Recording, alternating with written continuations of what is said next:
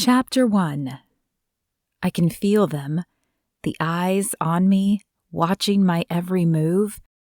They've been watching me since I left my apartment, but they haven't made a move. I've been careful to stay near people. People are safe. Not as safe as they used to be, with their attention now focused on the devices in their hands or the voices in their ears.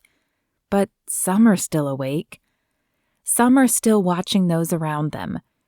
I see it in the occasional smile or even the subtle eyebrow lift.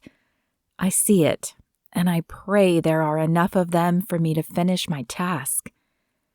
The familiar blue shape appears in the distance like a buoy, marking a designation in the ocean.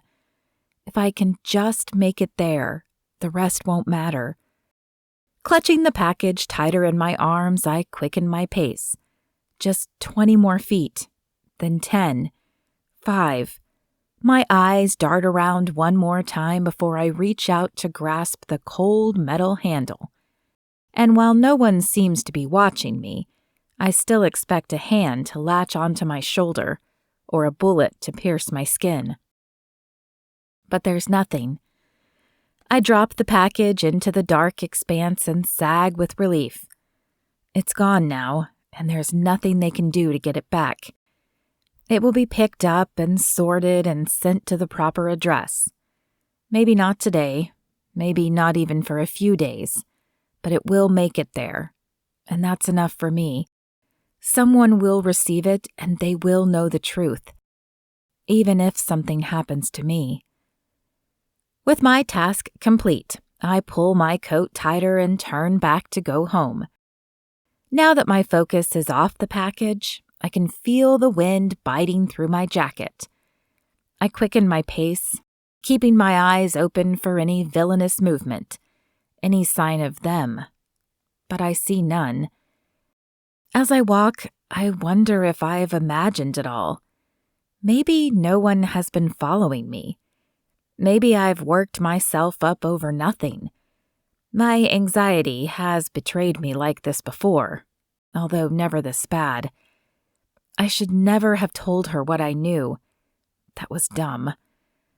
I unlock my door and scurry into my apartment, locking the door behind me and leaning against it. My heart pounds out a vicious rhythm, and my breath comes in quick rasps, but I'm safe. Now I just need to calm down. Closing my eyes, I take a few deep breaths, the way my mother taught me when I was young. After a few minutes, the pace of my heart begins to slow, and when I open my eyes, the blank canvas I spy across the room sends a wave of relief through me. Painting always makes me feel better. I squirt some green paint onto my palette, but it's not what I want.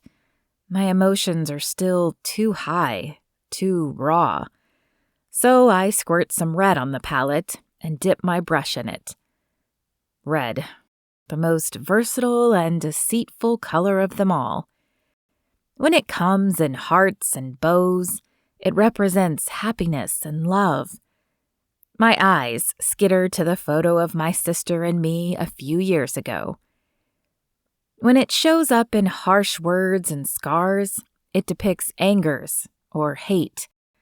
The scar on my head throbs, pulsing with the memory of the beat of flashing lights and broken glass. In some cases, red even represents death, and that's what I see now as I swipe it across the canvas. Not a physical death, but a metaphorical one. The death of this job, of my dreams. The brush slashes across the palette, the strokes angry and concise. When it feels like enough, I put the red down and pick up another brush, dipping it into the black and then the brown. It's dark now, melancholy, but there is always hope, always a little light. So I add a few vivid colors to the painting. This one will never sell, but that's okay. This one is for me, to tame my emotions so I don't do something stupid. I don't even know who else to trust at this point. When the last stroke is complete, I set the brush down and step back to admire my work. To the untrained eye, it would be chaotic, but to me, it's cathartic. It quiets the angry beast inside me. I step forward to grab the brushes to wash them out, but a knock at my door causes me to pause. My feet slap softly on the tile as I cross to the front door. I throw it open and blink in surprise. "You? What are you doing here?" But there's no verbal response. Instead, my feet slide out from under me as they shove me to the floor. There's a sickening crack as my head hits the tile. Pain, followed quickly by stars, explodes in my vision, and a sweet smell fills my nostrils. And then the world goes black.